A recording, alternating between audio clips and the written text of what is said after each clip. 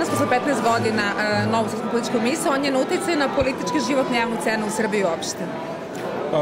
Nova srpska politička misao u proteklih 15 godina ne samo da utiče na javnu scenu, nego prosto predstavlja jedno sredstvo najšire komunikacije, najotvorenije komunikacije. To je ono što treba reći.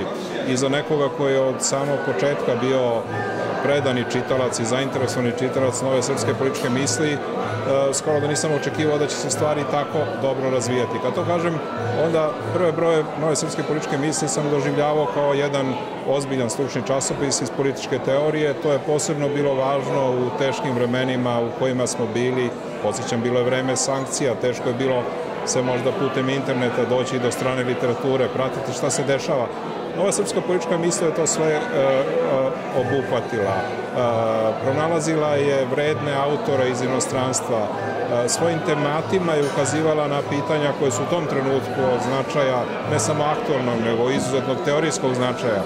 Ali onda je nekako kasnije počela da se grana i razvija na jedan način koji, kao što rekoh, nije bio u početku predvidljiv, sa nizom novih publikacija, novih oblika, tematskim brojevima, bibliotekom, sajtom nove srpske političke misli i sa zaista jednim bogatstvom novih ljudi koji su se pojavili.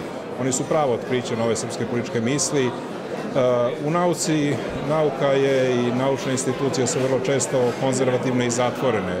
Za mlade ljude, za ljude koji smelo misle, koji mnogo znaju, nova srpska politička misla njima otvorila vrata i to je njena posebna zasluga. Ali ako bi se moglo pronaći neko pouzdano merilo da se ukaže koji je to medij, koja je to tribina, koje je to sredstvo koje u ovom trenutku najotvorenije za sve, za ljude koji različito misle, koje je to medij, koje je to sredstvo, koje je to forum gde se može najviše saznati onome što se dešava i u Srbiji i diljem sveta, to je nova srpska politička misla.